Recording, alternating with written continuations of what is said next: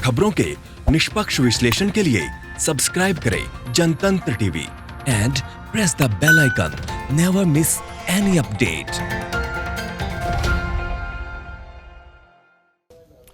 नमस्कार, जनतंत्र टीवी देख रहा मेरे साथ मैं हूं शंकर दत्त पंत। ये बुलेटिन इसलिए खास है क्योंकि हमारे देश भर से रिपोर्टर्स इसमें जुड़ते हैं जो अपने अपने राज्य के बारे में हर बड़ी खबर से आपको रूबरू कराते हैं। पूरे दिन क्या होने वाला है, किस बड़ी खबर पर हमारी नजर रहेगी, चाहे वो राजनीतिक जगत की खबर हो, चाहे वो क्राइम की खबर हो या फिर कोई और खबर हो, तमाम रिपोर्टर्स हर खबर सबसे पहले आप तक पहुंचाते हैं। 4 रिपोर्टर्स हमारे साथ अलग अलग जगहों से जुड़ चुके हैं, आप देख रहे होंगे। सबसे पहले राधाकृष्ण त्रिपाठी उत्तर प्रदेश से हमारे साथ जुड़े हुए हैं। इसके अलावा संदीप भाटी हमारे साथ जुड़े हुए हैं। इसके अलावा हमारे साथ श्रीकांत प्रत्यूष बिहार से जुड़े हुए हैं। अरविंद पलावत राजस्थान से जुड़े हुए हैं। संदीप, सबसे पहले आप ही के पास आता हूं, क्या बड़ी खबरें हैं आज दिल्ली और एनसीआर की? लॉकडाउन 4.0 है, धीरे धीरे जिंदगी पटरी पर आ रही है, क्या खबरें हैं आज?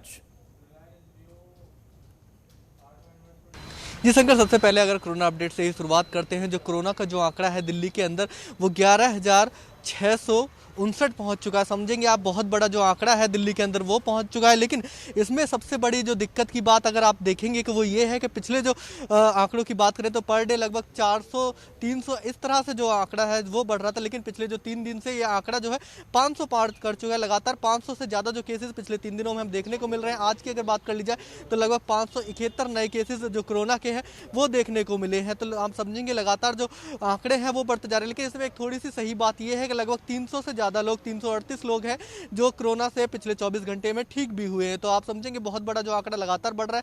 लेकिन इसमें जो सबसे बड़ी अचंभे की बात यह है कि लगातार जो हमारे कोरोना वॉरियर्स थे वो भी इसके संक्रमण में पहुंच रहे, लगातार उन तक भी कोरोना पहुंच रहा है। लेकिन अभी तक जो कोरोना था जो फील्ड पर रहने वाले पुलिसकर्मी हैं उनमें ही देखा जा रहा था। लेकिन कल जो एक मामला सामने है, कल पश्चिमी जिले के कंट्रोल रूम से लगभग 7 पुलिसकर्मी हैं जिनको कोरोना संक्रमित पाए जा चुके हैं।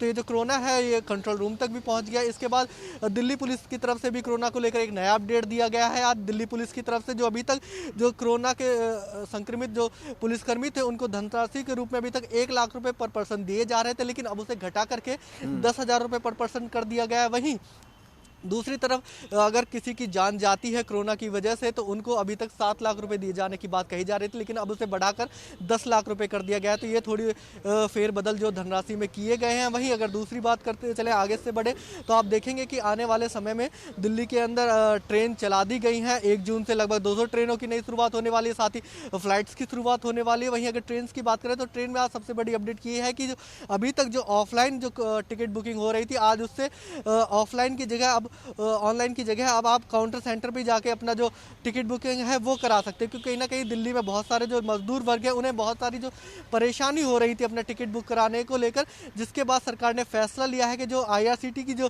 काउंटर सेंटर्स बने हुए हैं, कॉमन काउंटर सेंटर्स, वहाँ पर भी जाकर अपना जो आप टिकट है वो बुक करा सकते हैं। जिसके बाद से लगातार सुबह से ही हमारे पास खबरें आ रही है कि जो काउंटर सेंटर्स बने हुए हैं IRCTC के उसके बाहर जो लंबी लाइन है लोगों की वो देखने को मिल रही है।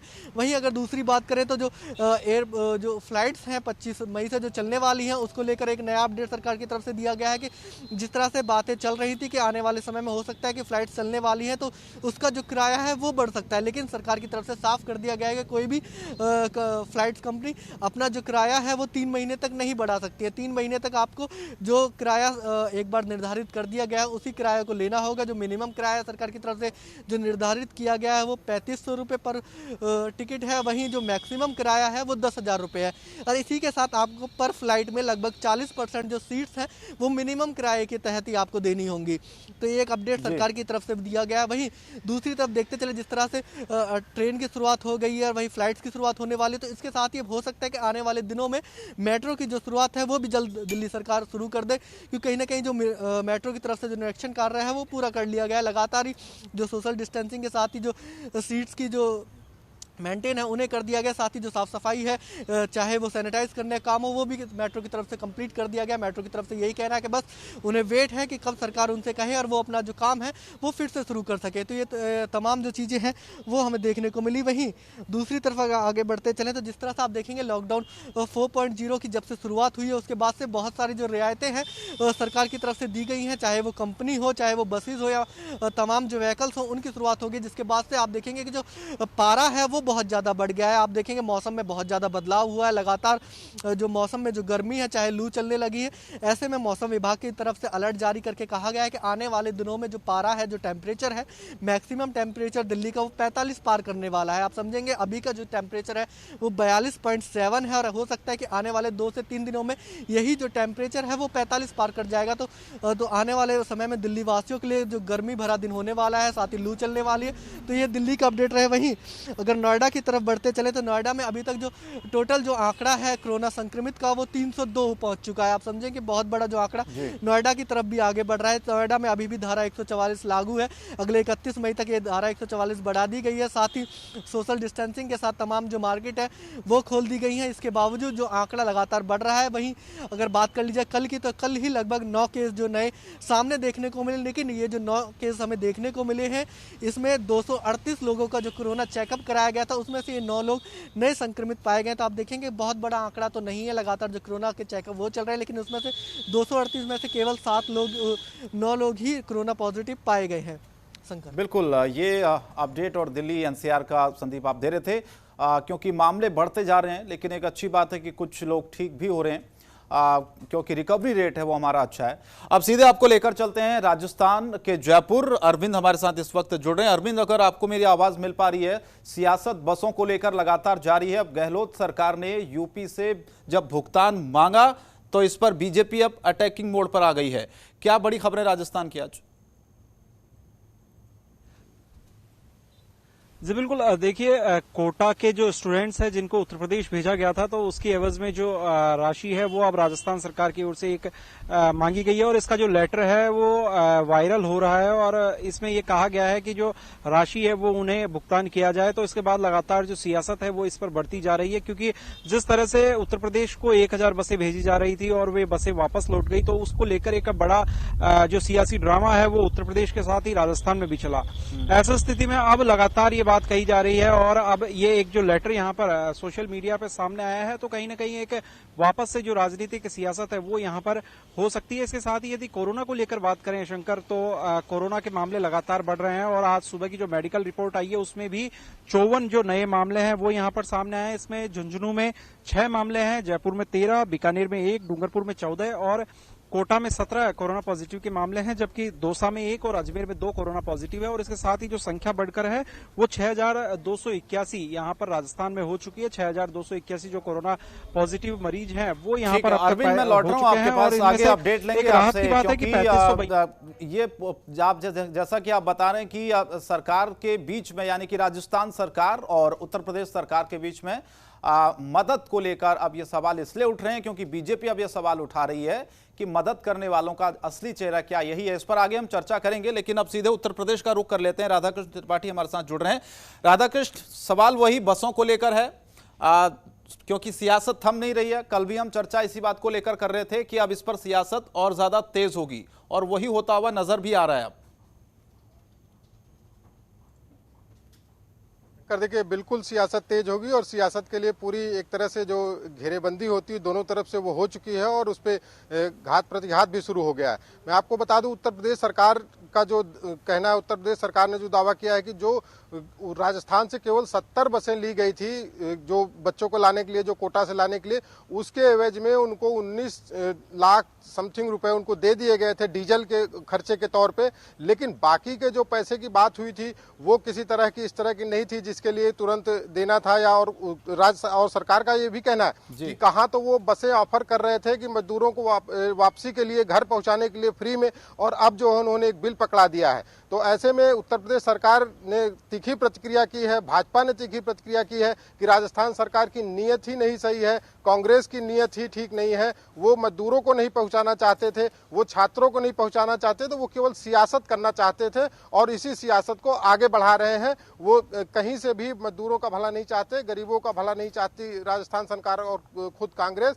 और इस पर एक आज उत्तर प्रदेश सरकार अपना पक्ष भी रखेगी और इसी पे राजस्थान के उप मुख्यमंत्री जो सचिन पायलट हैं, सचिन पायलट आज उत्तर प्रदेश के मीडिया से ऑनलाइन रूबरू होंगे और अपनी बात इस पे कोटा पे भी स्पष्ट करेंगे और जो बसें मजदूरों को ले जाने वाला प्रकरण था उस पे भी बात करेंगे और अपनी बात रखेंगे, राजस्थान सरकार का पक्ष रखेंगे जी। और एक बात करें अगर कोरोना की, शंकर, तो कोरोना का आंकड़ा न सिर्फ चिंताजनक है, थोड़ा डराने वाला भी उत्तर प्रदेश में हो गया है। क्योंकि कल जो आंकड़े आए, कल जो रिपोर्ट आई है, जो पॉजिटिव रिपोर्ट आई मरीजों की, वो 296 है उसकी संख्या, जिसमें से 221 प्रवासी मजदूर हैं। और इसके साथ साथ जो पिछले 5 दिनों की अगर रिपोर्ट को हम देखें तो 1,500 मरीज आए हैं, 1,500 केवल 5 दिन के अंदर 1,500 पॉजिटिव केसेज। उन 1,500 में से अधिसंख्यक 60% के आसपास ग्रामीण इलाकों से हैं और छोटे जिलों से हैं। वो छोटे जिले जो जहां अभी तक ज्यादातर वो ग्रीन जोन में थे, उनमें ग्रामीण इलाकों में बढ़ रहे हैं। तो गांवों में कोरोना पहुंच रहा है, ये बहुत बड़ी चिंता का विषय है सरकार के लिए भी। सरकार बराबर इस पे कहती रही है कि गांव में कोरोना का विस्तार नहीं होना चाहिए, हमें उसको रोकना है। लेकिन कहीं न कहीं ये जाल टूटता दिख रहा है। कोरोना ने गांव में पैर फैला दिए हैं और अब ये एक बड़ा संकट है कि गांव से कोरोना को कैसे रोका जाए बढ़ने से। और इसके साथ आज एक और चीज होगी जो सीएम योगी ने आज एक उदाहरण पेश किया। कल उन्होंने जो गोरखपुर में जो उनका मठ है, वहां पे 200 से ज्यादा दुकानें थी, जहां से एक सड़क निकलनी थी, 4 लेन हाईवे बनना है, लेकिन वो दुकानें चूंकि उस हाईवे के आसपास आ रही थी, जबकि वो मठ की अपनी जमीन है। लेकिन योगी आदित्यनाथ ने एक बड़ा उदाहरण पेश करते हुए, मुख्यमंत्री होने के नाते, उन्होंने वो 200 दुकानें ढहाने का खुद आदेश जारी किया। उन दुकानों को ढहाया जा रहा है। तो एक तरह से एक मुख्यमंत्री के पद पे रहते हुए एक राजनेता द्वारा बहुत कम ही देखने को मिलता है। ये एक बड़ा उदाहरण है किसी भी मुख्यमंत्री द्वारा कि अपने मठ की 200 दुकानों को जमींदोज करने का आदेश दिया और उसको ढहा के उसके ऊपर से सड़क बनाई जा रही है। सरकार का ये तर्क है कि अगर लोकहित में कुछ अपनी संपत्ति या किसी मठ या किसी संस्थान की संपत्ति है तो उसको धराशायी करने से नहीं करना चाहिए। लोकहित का फैसला, इसलिए दुकानें गिराने का फैसला लिया गया है। इसके साथ ही एक रोजगार को लेकर के लगातार उत्तर प्रदेश सरकार रोज नित्य नए प्रयोग करती है और रोज इस पे प्रयास करती है। एक और प्रयास जो बड़ा होने जा रहा है, जो उत्तर प्रदेश सरकार इस पे करने जा रही है, उस पे सबकी नजर होगी कि उत्तर प्रदेश सरकार घर घर गाँव में सर्वे कराएगी। हर घर पे सरकार के लोग जाएंगे, वहां सर्वे करेंगे कितने लोग बाहर से आए हैं जो प्रवासी मजदूर थे और कितने लोग यहीं के रहने वाले, उनमें क्या क्या क्वालिटी है, किस तरह के उनके अंदर कौशल है, उसको सूचीबद्ध करेंगे। उसके बाद वर्गीकृत करने के बाद उनको उस तरह के रोजगार के लिए उनको बुलाया जाएगा, उस तरह का रोजगार दिया जाएगा। ये एक बड़ी मुहिम है उत्तर प्रदेश सरकार की, जिससे कि जो गाँव में गरीब मजदूर लौट के आए हैं उनको रोजगार का मौका मिल सकेगा। ये एक बड़ा अभियान है और इसको संभवतः अगले 1 हफ्ते के बाद से उत्तर प्रदेश सरकार शुरू करने जा रही है। इसके अलावा एक और नई चीज होने जा रही, जो विश्वविद्यालय में न सिर्फ ऑनलाइन एडमिशन दाखिले होंगे। अब डिप्टी सीएम दिनेश शर्मा ने कल ये बात कही है कि हमारा मानना है कि हमें जो परीक्षाएं हो रही, जो सेमेस्टर वाइज भी परीक्षाएं हैं या जो वार्षिक परीक्षाएं हैं विश्वविद्यालयों में, वो सारी ऑनलाइन करा दी जाए। एडमिशन भी ऑनलाइन, परीक्षाएं भी ऑनलाइन और वार्षिक परीक्षाएं भी ऑनलाइन। तो इस तरह से पूरी प्रक्रिया को विश्वविद्यालय की पूरा ऑनलाइन करने का वो है, ताकि जो है किसी तरह से जो कोरोना जैसी बीमारियां या इस तरह के वायरस आते रहे तो उससे बहुत कम इफेक्टेड हो पढ़ाई लिखाई और पठन पाठन। तो उसके तहत एक उत्तर प्रदेश सरकार का एक और ये बड़ा कदम है जिस पर जो है वो आगे बढ़ने को जा रहे हैं। शंकर, एक चीज और बता दें, आज चूंकि कांग्रेस और उनके मित्र दल है, जो उनके नेताओं की एक मीटिंग होनी है, उस पर भी उत्तर प्रदेश की बहुत नजर बनी रहेगी लगातार, क्योंकि उत्तर प्रदेश ही उन कांग्रेस और बीजेपी की राजनीति का सबसे बड़ा केंद्र बना हुआ है इस समय। क्योंकि लगातार यहीं पे वार प्रतिवार चल रहे हैं, तो उस मीटिंग या उस बैठक के बाद क्या होगा, उस बैठक के बाद कुछ नई रणनीति कांग्रेस लेके आएगी जरूर, और वो उसका गढ़ भी उत्तर प्रदेश होगा, लिहाजा उस पर भी नजर बनी रहेगी हमारी। ठीक, बिल्कुल, ये खबरें हैं राधाकृष्ण आपने बताई उत्तर प्रदेश के तमाम आज क्या बड़ी रहने वाली है। ब्रेक के लिए यहाँ रुकना पड़ रहा, ब्रेक के बाद आपको लेकर चलेंगे बिहार। श्रीकांत प्रत्युष जुड़े हुए हैं, जानेंगे बिहार की आज की बड़ी खबरें। ब्रेक के बाद स्वागत है आपका। अलग अलग जगहों से हमारे रिपोर्टर्स लगातार जुड़े हुए हैं, पल पल की अपडेट आपको दे रहे हैं। आज की क्या बड़ी खबरें किन राज्यों से हो सकती, लगातार हम आपको बता रहे हैं। बिहार का रुख कर लेते हैं, श्रीकांत प्रत्युष हमारे साथ जुड़े हुए। श्रीकांत, बिहार से क्या बड़ी खबरें, क्योंकि कोरोना का प्रकोप कम होने का नाम नहीं ले रहा है, लेकिन एक अच्छी बात है कि रिकवरी रेट भी हमारा अच्छा है। लेकिन चिंता की बात यह है कि मामले अब 1,10,000 क्रॉस कर चुके हैं, यानी कि संकेत ये मिल रहे हैं कि इतने जल्दी अब ये चीज कंट्रोल में शायद ही आए। ना जाने कितने मामले अब बढ़ेंगे रोजाना। और क्या बड़ी खबरें श्रीकांत आज बिहार की राजनीति से है?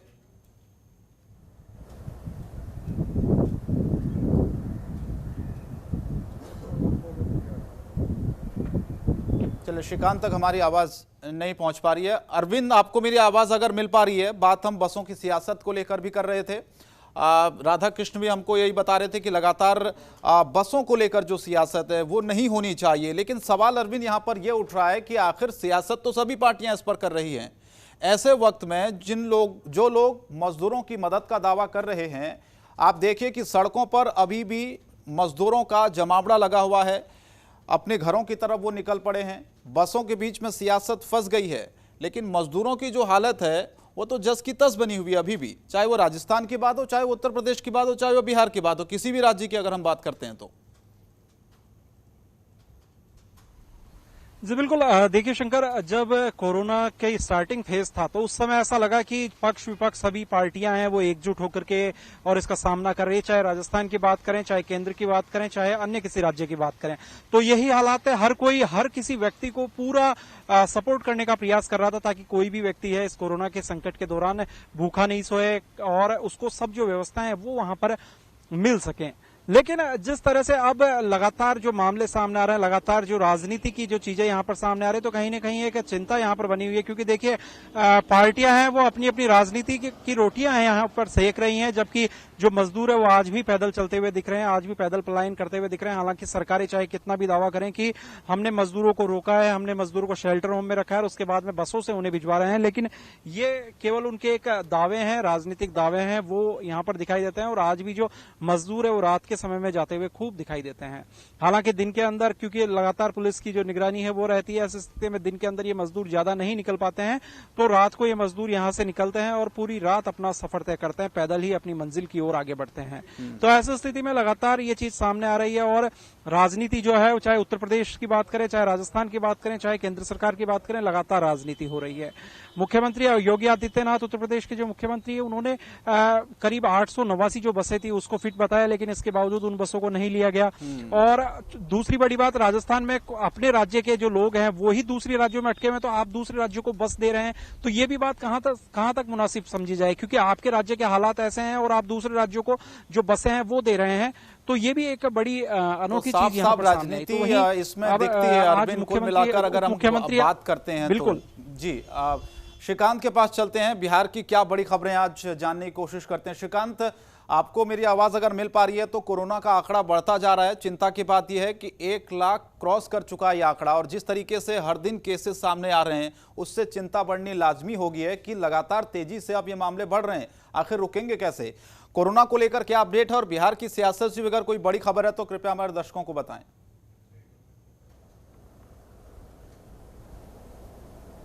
देखिए शंकर, सबसे बड़ी बात यह है कि देश में जो कोरोना के संक्रमण की रफ्तार है उससे 2 गुना ज़्यादा बिहार की रफ्तार है। यानी बिहार में कोरोना का संक्रमण प्रवासी मजदूरों के आने के साथ ही बहुत तेज हो गया है, कई गुना बढ़ गया है।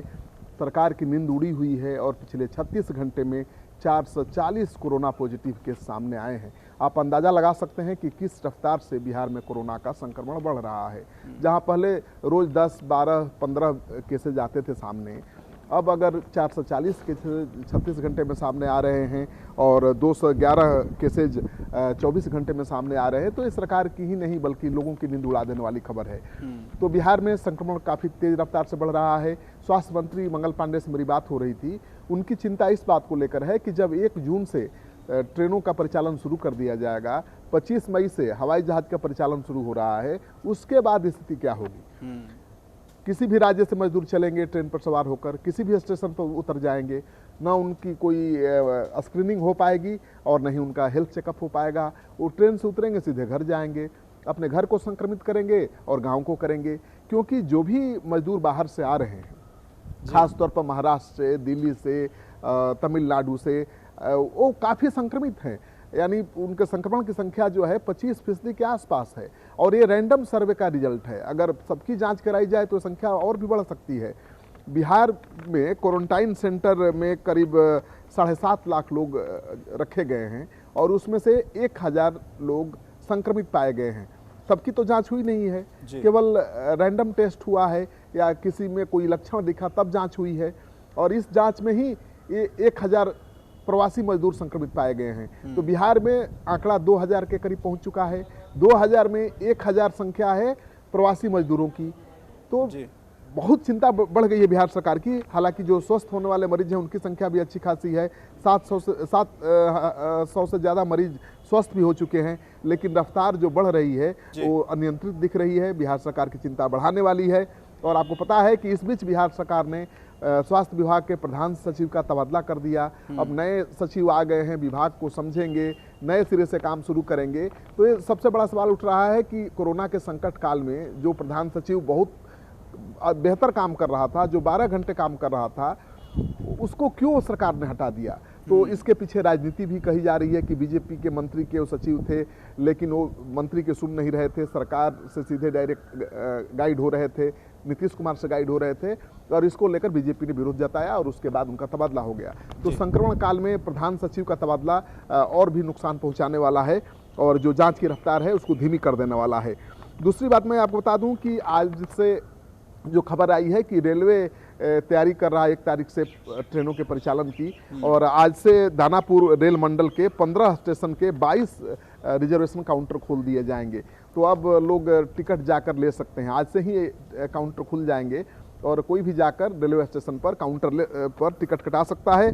पटना जंक्शन में 4 काउंटर बनाए गए हैं, राजेंद्र नगर टर्मिनल पर 2 काउंटर बनाए गए हैं, और पाटलिपुत्रा जंक्शन पर, पाटलिपुत्रा स्टेशन जो नया बना है वहाँ पर 1 काउंटर बनाया गया है जहाँ पर लोग जाकर के टिकट खरीद सकते हैं। लेकिन रेलवे ने सलाह दी है कि ऑनलाइन टिकट बुकिंग करना ज़्यादा सेफ रहेगा, सुरक्षित रहेगा, क्योंकि काउंटर पर लंबी लाइन लगेगी और जो सोशल डिस्टेंसिंग का खतरा, जो उल्लंघन का खतरा बना रहेगा। तो 31 जोड़ी ट्रेनों के परिचालन की तैयारी है। 31 के बाद ये ट्रेनें चलेंगी, 1 जून से चलेंगी, और 22 ट्रेनें अलग अलग स्टेशनों से बिहार होते हुए गुजरेंगी। 9 जोड़ी ट्रेनें बिहार से खुलेंगी, और 25 मई से हवाई जहाज़ का उड़ान भी शुरू हो जाएगा। तो हवाई जहाज़ की उड़ान शुरू हो रही है, इसको लेकर भी तैयारी की जा रही है। और जो खबर आ रही है कि दिल्ली के लिए 5 विमान शुरू हो रहे हैं।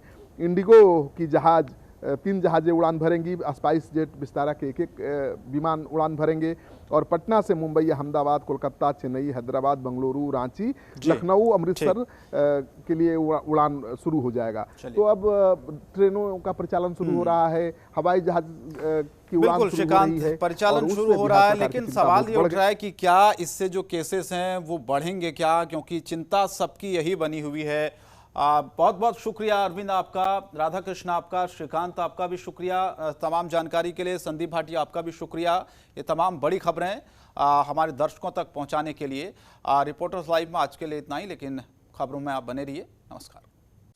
खबरों के निष्पक्ष विश्लेषण के लिए सब्सक्राइब करें Jantantra TV and press the bell icon. Never miss any update.